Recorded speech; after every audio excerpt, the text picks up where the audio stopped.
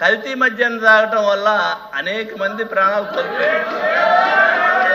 ఏమే అలాగే మీరు మాట్లాడుతున్న అవును మీరు మాట్లాడదు కానీ సార్ ఇలాగా ఈ రకంగా ప్లీజ్ కల్తీ మద్యం తాగి చనిపోవటం అనేటువంటిది మా పేపర్లు కాదు, ఆంధ్రజ్యోతి పేపర్లో కానీ ఈనాడు పేపర్లో కానీ అనేక పేపర్లో రాసినటువంటి ఫోటోలతో సైతంగా కల్తీ హెడ్లైన్లో వచ్చినటువంటి సందర్భాలు కూడా మీ దృష్టికి తీసుకొస్తున్నాం అధ్యక్ష. వీళ్ళు ఏదో మందు ఉన్నాం కదా అని చెప్పేసి అధికారం ఉందని చెప్పేసి మాట్లాడి మీద పట్టి మాట్లాడటం తప్పితే వాస్తవాలు ఒప్పుకునేటువంటి పరిస్థితుల్లో లేదు అధ్యక్ష. ఎందుకంటే ఇది కాకుండా కల్తీ మద్యమే కాకుండా బెల్ట్ షాపులు అధ్యక్ష, బెల్ట్ షాపులు అనేటువంటివి విచ్చలవిడిగా మంచినీళ్ళు కావాలంటే ఎక్కడ దొరకట్లేదేమో తప్పితే బెల్ట్ షాపుల ద్వారా మద్యాన్ని మాత్రం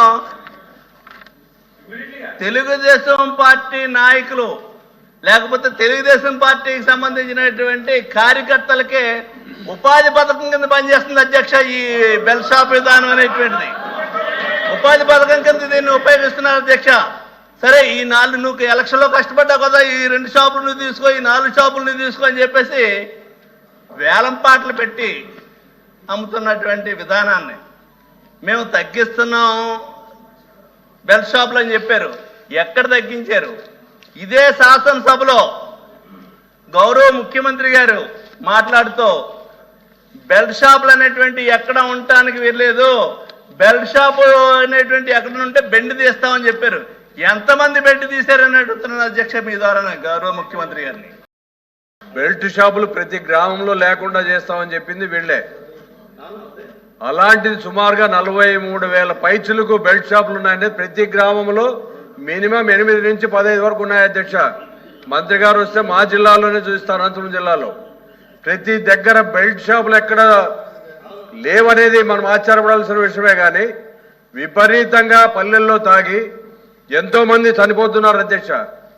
మా అనంతపురం జిల్లాలో ఒక రాజన్న అనే అబ్బాయి విపరీతంగా మద్యానికి బాల్స్ అయితే వాళ్ళ ఇంట్లో వాళ్ళ ప్రెజర్ తట్టుకోలేక ఈ తాగిన మైకంలో ఆ రోజు రాత్రే ఉరేసుకుని చనిపోవడం జరిగింది అధ్యక్ష.